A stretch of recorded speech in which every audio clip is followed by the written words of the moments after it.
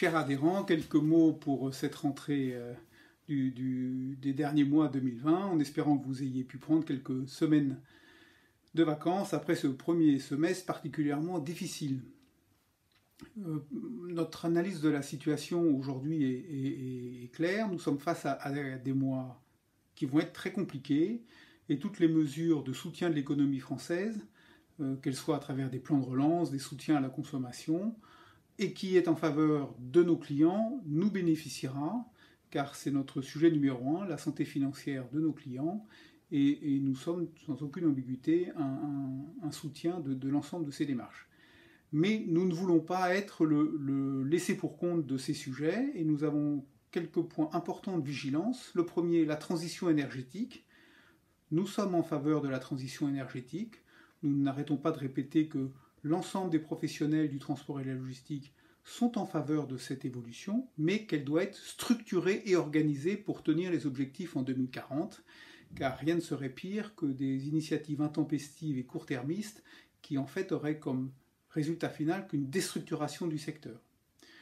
Second sujet, nous sommes un secteur, et c'est notre force, dans lequel nous devons être en permanence flexibles en termes d'ouverture d'agences, de fermeture, de création d'entrepôts, de récupération de friches, etc. Et tout ce qui peut être gel des implantations, tout ce qui peut être taxes spécifiques sur de nouvelles installations, nous inquiète, et donc nous sommes très vigilants à ce que ce genre d'initiative n'arrive pas à une réalisation concrète, parce qu'elles auraient comme conséquence de freiner notre développement. Troisième sujet, organiser de façon plus cohérente l'ensemble de la logistique urbaine. Là encore, nous sommes partisans d'une transition vers de l'écologie en logistique urbaine, mais elle doit être organisée, structurée, discutée avec des partenaires, encore une fois, simplement pour être efficace.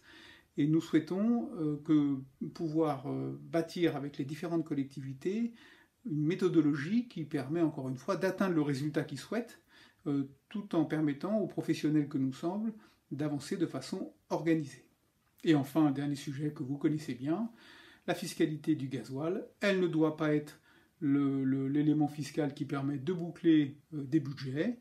Vous savez que nous sommes face à souvent des promesses qui ont été dans le passé peu tenues, et nous serons là aussi extrêmement vigilants sur toute augmentation de la fiscalité gasoil qu'on pourrait voir comme par hasard apparaître dans des lois de finances.